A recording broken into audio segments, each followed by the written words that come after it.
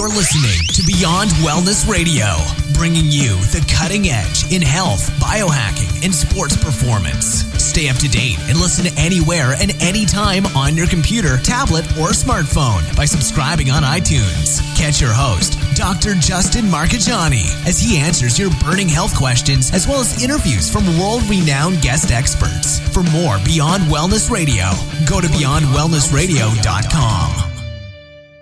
Hey there, it's Dr. Justin Marchegiani. Welcome to Beyond Wellness Radio. Feel free and head over to beyondwellnessradio.com where you can access our full podcast transcriptions. While you're there, you can also sign up for our thyroid and female hormone video series. This series goes into the root cause of why your hormones are out of balance. While you're there, you can also schedule a functional medicine consult with Dr. Justin, myself, where we'll dig deeper into the root cause of your health challenges. Feel free and think of sharing this podcast with at least one person. This podcast grows by people sharing it. Sharing is caring. If you can think of one person that can benefit from this information, please feel free and share it. If you're enjoying the podcast, make sure you subscribe on iTunes. You can also click below the video or podcast where you'll see the iTunes review button and leave us a review. You can also sign up for the newsletter at beyondwellnessradio.com where you'll get updates before anyone else. Thank you so much and enjoy the show. Hey there, it's Dr. Justin Marchegiani. Today's podcast, we have a great guest, Dr. Kelly Brogan in the house. Kelly is wicked smart. I'll bring out my Boston accent. She went to MIT undergrad and Cornell for medical school. So it's a privilege to have her here. She has a New York Times bestselling book, A Mind of Your Own. Did I say it correctly? That's right. Mind of Your Own, really looking at natural solutions to get your brain back on track, your mood back on track. And one of the things about Dr. Kelly that I love so much is she looks at how mood is connected with the gut. Because most people, they just want to throw a medication to fix the brain, to fix the symptoms, but not actually get to the root cause, which can be in the gut. So Dr. Kelly, welcome to the show. Thank you. Total pleasure to be here. Excellent. Well, tell us a little bit more about yourself, because you went down this conventional medical rabbit hole, right? MIT, Cornell, you're diving in deep. You did your residency, and you're kind of learning all these conventional treatments for mood disorders, etc. How did you come out of that alive, and how did you get your training to get to the real root cause on the functional medicine side here? Yeah, so, I come from a very conventional mindset, and, I was raised by an immigrant mom, and anyone who has immigrant parents knows that basically you follow the rules, you become a doctor or a lawyer, and you're supposed to be making a lot of money. Yeah. And that was essentially, my effort was to become a doctor. I thought, I'd figured out through my work on a suicide hotline actually at MIT that we've cracked the code of human behavior. We know that these are genetic illnesses that are reflected as chemical imbalances that require pills for lifelong management. Cool. I'm going to participate in that model. And so it really wasn't until my own sort of health journey, which is what you'll hear from any turncoat doctor. We've had a personal experience where we've bumped up against the ceiling of what conventional medicine has to offer, and we learned a broader version of the truth. And, I've always been a science nut. I'm very comfortable on PubMed.com. And I went and researched for myself, the truth about everything I learned in medical school and residency and fellowship. And what I learned was pretty jaw-dropping. I was ready to hear it, though, because I had already had my own experience of putting an autoimmune disorder into remission through nutrition. And so, what I learned is that depression, for example, let's just talk about depression because it's a emblematic of these more systemic issues in our medical system, but it's not a thing, it's not a disease in the way we were told it was. And what I learned through my review of the medical literature is that in 6 decades, we've been trying to validate this idea that depression is a chemical imbalance. The science just isn't there. I was shocked, because I can't tell you how many hundreds of patients I sat with and I said, you have a chemical imbalance. It has something to do with serotonin or dopamine or norepinephrine. And, you need to manage it. And the sooner you accept that, the easier your life is going to be. So patronizing. I said that to countless patients. And when I looked at the science, it just wasn't there. But what is there, interestingly, is science that frames depression as an illness of modern civilization, right? So it's a response on the part of the body, mind, and spirit to the kinds of stressors, exposures, triggers, toxicants that we are encountering today that we just haven't evolved to accommodate. And perhaps we never will. Perhaps we're not even meant to, right? Because of our wrong living today and the way that the natural world will ultimately ask us to get back in line. And one of the ways that asking happens, that invitation is delivered, is through symptoms. So, I found that there are actually a lot of reversible causes of what we are calling depression. Interesting. Very good. And I see a lot of patients clinically, right? Because I'm working with patients making diet changes. So we're cutting out gluten, grains, refined sugar, a lot of the inflammatory foods. We're cutting out a lot of the bacteria in the gut that has this compound called LPS or lipopolysaccharide. And you've talked about that kind of getting into the bloodstream and making its way to the brain and creating mood issues there. Can you elaborate more on that? Yeah. So, I think it's fairly intuitive for most people, that the gut and the brain are connected, right? Mm-hmm. You felt nervous about giving a speech and maybe you lost your appetite or you have diarrhea or something like that. And that makes intuitive sense. But the other direction, the gut to brain direction is really something we're just beginning to develop scientific comfort with, although it's been actually several decades since it's emerged in the literature. When it comes to depression, it's interesting because the animal model of depression, there is such a thing. In the animal model of depression, the way that they induce it is to inject systemically, right, in these rodents, LPS, as you mentioned. Mm-hmm. So this compound in gram-negative bacterial walls. And the deal is that it's not meant to be sort of circulating around. So once it's breached that gut barrier, yes, then it can alert the immune system to the need for greater inflammatory response at the gut level. It's all by design. Everything that the body does makes sense if only we have the mindset and framework to, receive that information. So, through this lens, the inflammatory response that ultimately results in the symptoms of depression, which are what? Sleep disturbance, social avoidance, changes in appetite, for example, changes in motivation, fixation on very specific thoughts, that the driver of that perhaps could be reduced to a gut insult. So where do gut insults come from most of the time? Through what we put in our mouth, right? Yeah. So that means that we are empowered to make changes to our brain behavior and cognition through diet. And of course, now we have science that shows that within 72 hours of changing your diet, you change that ecology in your gut, your microbiome.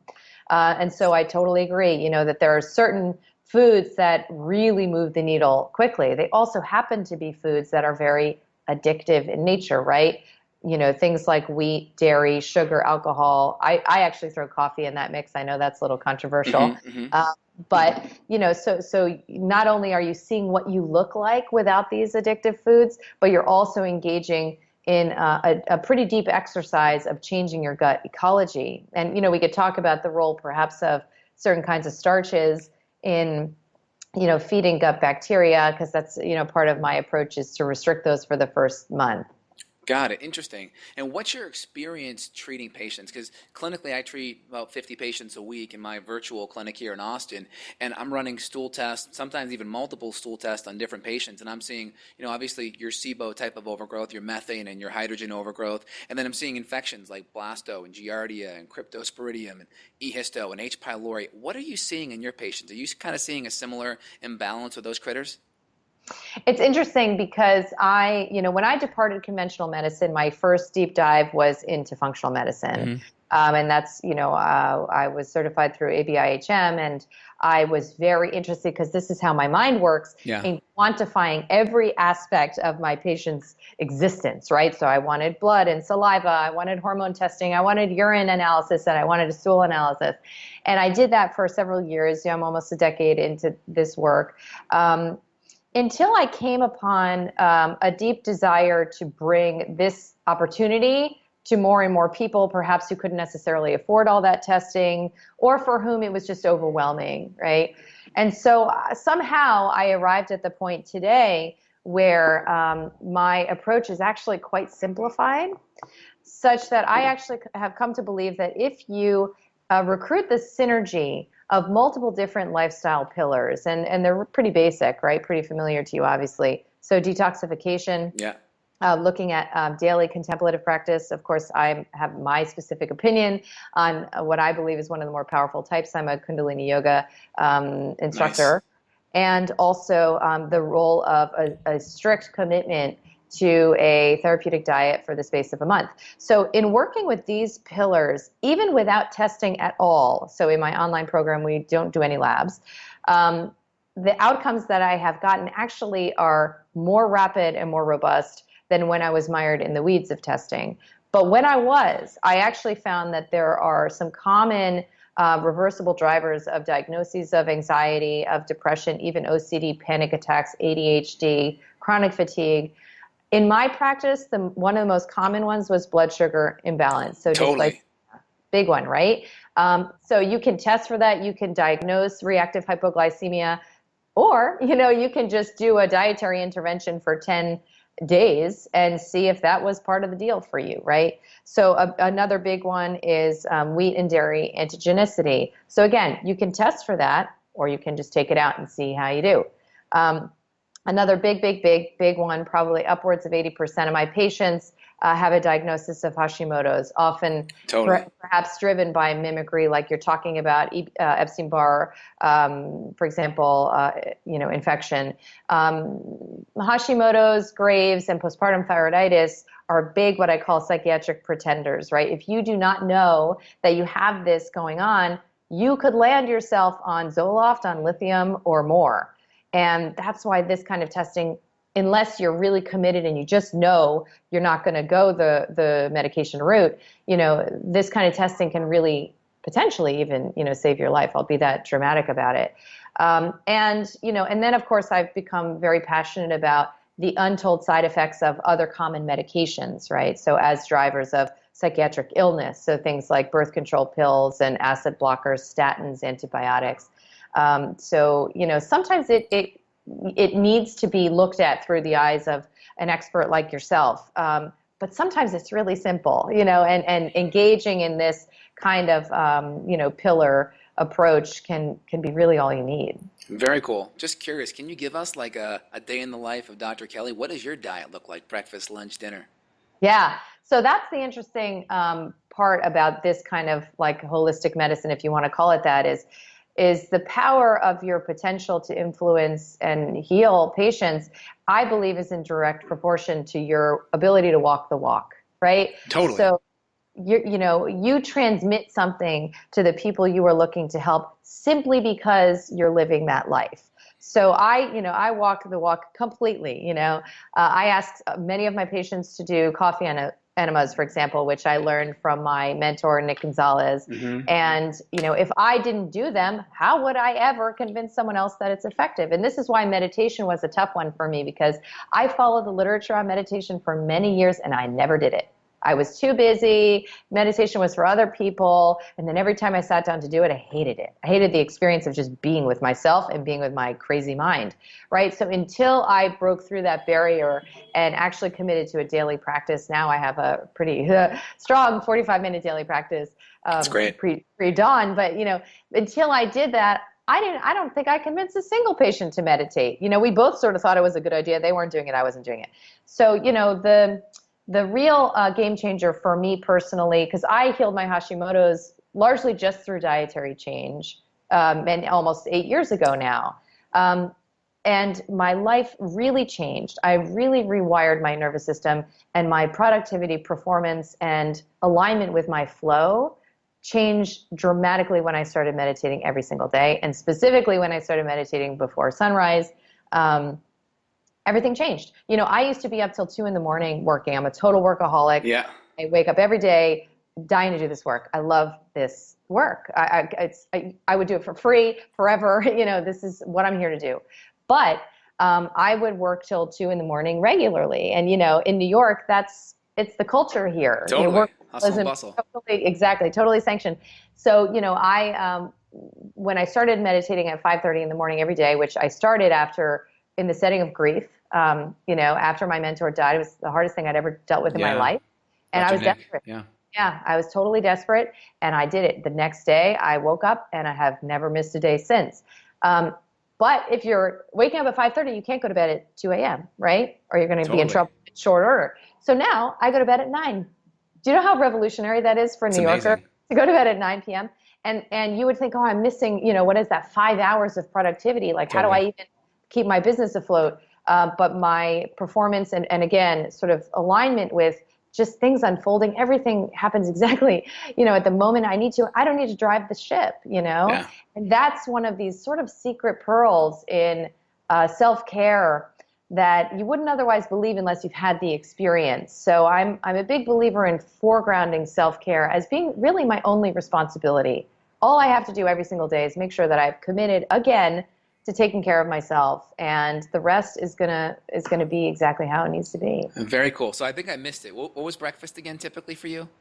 So I have this smoothie often. It's so funny because sometimes I'll write a blog that I spend weeks and weeks and weeks researching. There's 10, 15, 20, 30 references in it, and 4 people will read it, right? Mm-hmm. And then one day I just decided to write the ingredients of this smoothie that I put together. Okay, it's egg yolks, coconut oil, plus minus coconut oil, nut butter, frozen organic cherries, it's collagen powder, coconut water. It's basic stuff, but it's not a green smoothie, right? It's not a ton of kale and spinach or anything like that. And it's to this day the most viral thing I've ever written. It's just my breakfast, right?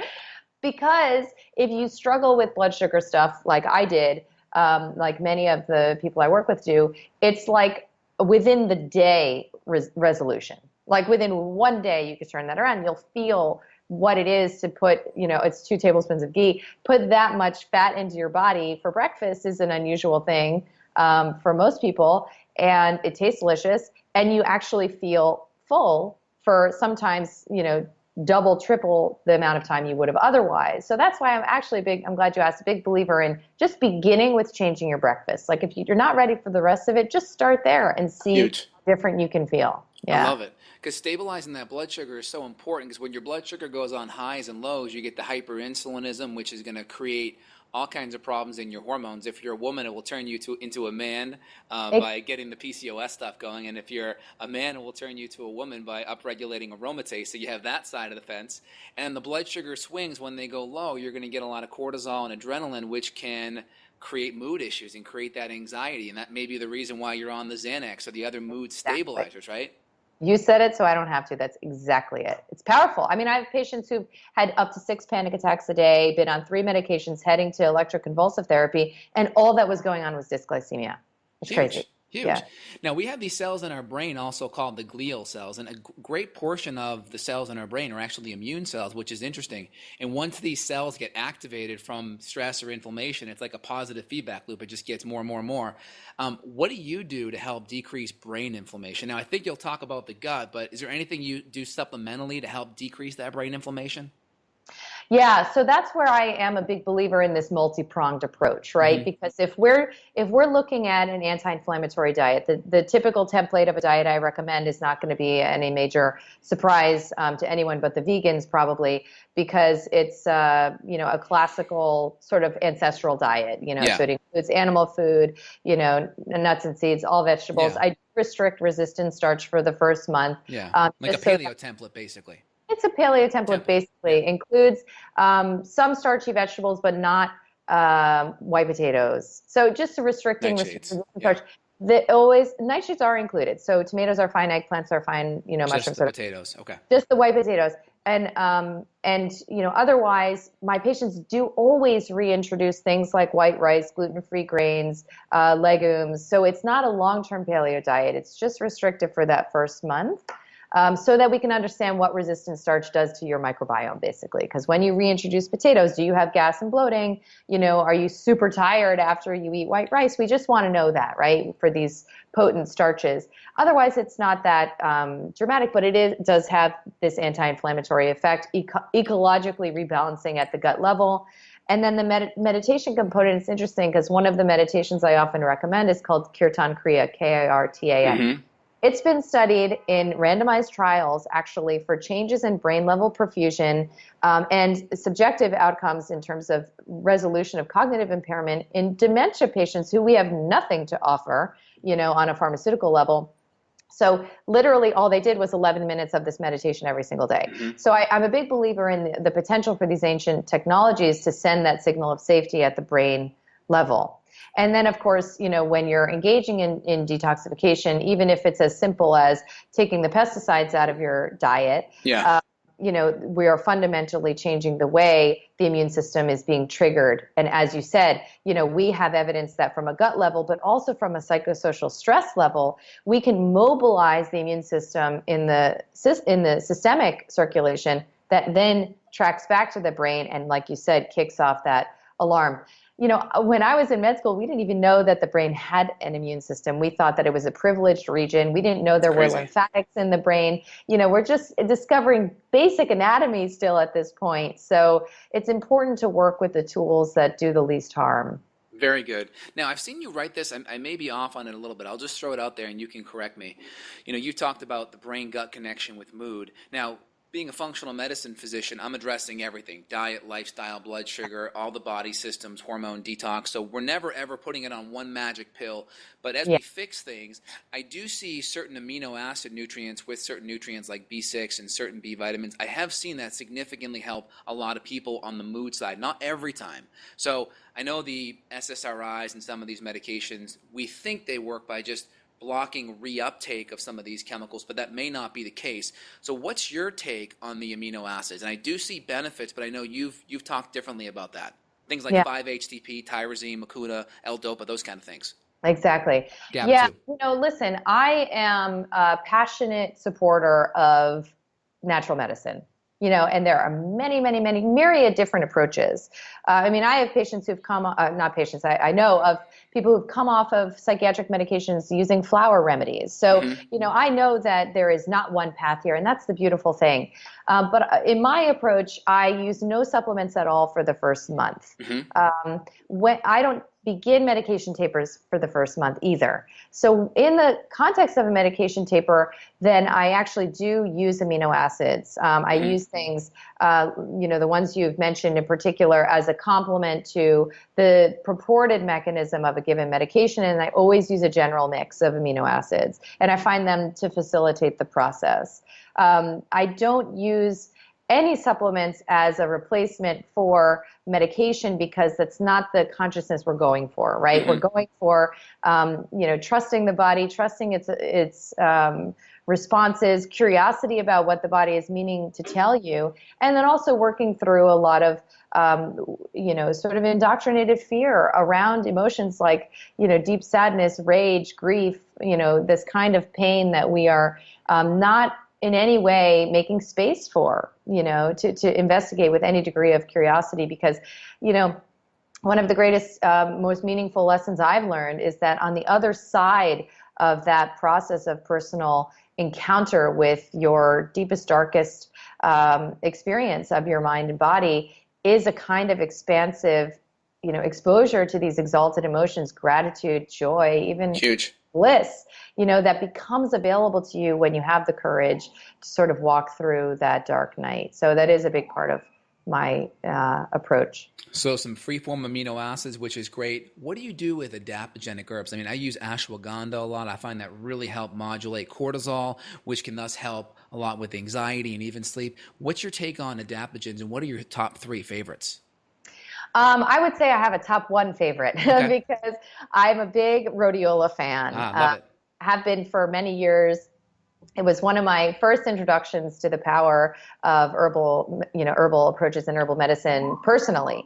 And, I find that it's a really powerful complement, not only to supporting cognition at a time when many of my patients have been injured by medications on a cognitive front, but also that inevitable, exposure to stress. I think it's a really magical plant to dance with, so I'm a big fan of it. What about nutrients? I see B6 or P5P, pyridoxal 5-phosphate, really essential for helping these neurotransmitters activate. What's your take on the most important nutrients for you that you see make the biggest bang for your buck, and also B6 too? I would, in my experience, the most profound single nutrient, because, most of us do offer them as a, sort of a complement in the entire group. Totally. But the one that I've had the most miraculous outcomes with is actually B12. Yes. And, Huge. through my work with Nick Gonzalez, I've had a better ability to contextualize why that is. In the patients that I work with, they are what he would call parasympathetic dominance. And so they respond especially well to animal-based nutrients, particularly like B12. And, there are cases in the literature of one woman in particular who was, diagnosed as having psychotic depression. She was given electroconvulsive therapy and multiple medications, and all that she had going on was a B12 deficiency. So I actually I have my patients inject themselves with something like a hydroxycobalamin at a pretty generous dose, sometimes like 5 milligrams, sometimes several times a week initially, which is obviously considered to be rather aggressive, but it seems to be, quite effective in a short period of time, particularly for, cognitive and energy-related impairments. I know Dr. Brownstein's also a big form of the hydroxyl form. Why do you like the hydroxyl so much, let's say, over the methyl or the adenylyl? I started with the methylcobalamin form, and I just had a couple patients who felt overly activated by it, like was sort of wired by it. And again, I'm using large doses, so it could have just been that. The hydroxy form is just a way to thread the needle, for those patients who might be susceptible to the methyl aspect of. And then do you have any opinion on GABA as well? I know some people say the molecule is too big to cross the blood-brain barrier. Others are coming out with liposomal forms. What's your take on GABA? Yeah, I have gotten very comfortable using a form called pharma-GABA. Design's fermented got it. form. Yeah. Yeah, and it's when it works, and who knows if that's placebo or otherwise. I don't really care, because if it's as benign as it is, I'll ride that placebo effect all day long. But it's a fan favorite, of my patients, particularly during the process of moving through medication tapers. It's a very important tool. And then when you're dealing with people that are on these medications, whether they're benzos or SSRIs or even lithium and such, how are you dealing? Like, does everyone have the ability to get off those medications at some point? And who are the patients you don't want to take them off? You got to be super, super slow. Well, it's my passionate belief that every single person should be offered the opportunity to come off of psychiatric medications. Yeah. I'll even go farther to say all medications, period. What the most critical ingredient is the mindset, right? Yeah. It's the belief that it's possible. It's the readiness to commit to lifestyle medicine and to self-care, which of course confers a type of empowerment that's very necessary to move you out of the dependent and helpless position that you are put in as a psychiatric patient. But I have taken patients off of and I have videos on my website to prove this, so to speak. I'm publishing cases in the peer-reviewed literature. I've taken patients off of up to 5 medications they've been on for 25 years. I have patients with histories of schizophrenia, psychotic mania, suicidal depression, and over and over again, they're shedding their diagnoses and they are completely and totally off medication. I have yet to fail, and I don't expect to, but I always screen my patients. I have a very skewed population because of these 2 criteria, the mindset and the belief. Totally. And then we'll put a disclaimer. We don't want anyone getting off their psychiatric medication on their own. We want them to go back to the prescribing physician. But on average, just in general, are you typically tapering off about a 1 to 2 month time frame? Is that generally where you're at? Oh, wow. No, it can be years. Years for some. I'm glad you asked, because I think I forget sometimes that's not, an assumption. So I don't touch medication until my patients and in my online program, until they have gone through this month-long commitment, meditation, detox, and diet. Literally, I won't touch it. It's a total requirement, because I used to do it before I required that, and it was kind of a nice idea. Start looking at your diet. Now it's non-negotiable. Okay, so that happens first, and then the taper is around 10 to 20% of the total dose per month is a typical pace. So it depends on what you're taking. It's one medication at a time. The process can take years. And you know what? If you want it to last and you want it to be a permanent new chapter for you, you're all right with that, because it's an investment in this being not just a revolving door where you're back on meds in a couple of months. But I absolutely do not recommend that anyone consider coming off medications, particularly until they have initiated this kind of self-care and physical healing regimen. And, in my program, I have an entire module dedicated to tapering because it's not a science, unfortunately. And there are very few practitioners who know how to do it. And that's why patients actually become more educated than their provider about how to do it. It's a bit of the Wild West at this point. And is that course over at kellybroganmd.com? Yes, it's called Vital Mind Reset. Vital Mind Reset. We'll put all the links below. We'll put the links to the Amazon book as well, A Mind of Your Own. So everyone here that's listening and finding value, go support Dr. Kelly by getting that book. That's great. Now, one last thing here before I let you go, Dr. Kelly. When I use certain amino acids with patients, even some of the free forms, I'll start to notice the patient is starting to have some of the side effects as if the drug's too much. Do you see that at all? And then do you start to gradually taper if those higher side effects from the amino acids are making the drug work better? Do you notice that at all? That is possible. I don't often encounter that for whatever reason, but that's absolutely possible. And in fact, there's a proprietary formula called Empower Plus by True Hope, and they've done a lot of research. True Hope, yeah. Yeah. And, they counsel about that, that it's very possible that in the setting of nutrient repletion, that medication could become actually almost quasi-toxic, so that you would need to begin to ramp down on the dose of medication at that point. So it's highly possible, and that's an incredible reminder, that nutrients are very powerful tools to be used with strategy. Awesome, Dr. Kelly. I think you're changing the world. I appreciate you coming on the show. Last question for you. If you're on a desert island and you can only bring one nutrient, one supplement, one herb, whatever it is, what would that be for you? Oh, turmeric, of course. Turmeric, okay. Got it. Curcumin. Yeah, curcumin. Getting the anti-inflammatory on? It's everything, it's like a miracle. It's a miracle herb. And, the research on it, of course, had my skeptical mind convinced, with the catalog research on curcumin, which is one isolate of this very complex herb, is astounding, head to head against medications like COX-2 inhibitors, antidepressants. It's extraordinary. So I think of it as the power performer for sure. I love it. Now, is there anything else you want to let the listeners know? Any new books, products, online things coming out for you that people should be aware of? No, just, that we're here to support your journey. If any of this is resonant, it is 100% possible for you. I see it every single day. And so just to make sure that I plant that seed of potential, and, we're here to support. We have tons of free information on the site, and of course, greater complex products if needed. And let's hear those links one more time. kellybroganmd.com. The second one was? That's it. All the information's there. So we'll just keep it simple. And then the book. If you guys love it, go get that book on Amazon. Dr. Kelly, we really appreciate you coming on the show. Thank you so much. Awesome. Take care. Got a question for Dr. J? Go to BeyondWellnessRadio.com and click the questions button. Then tune in to hear the answer. Also, if you like the show, click below to review us on iTunes. For more Beyond Wellness Radio, go to BeyondWellnessRadio.com.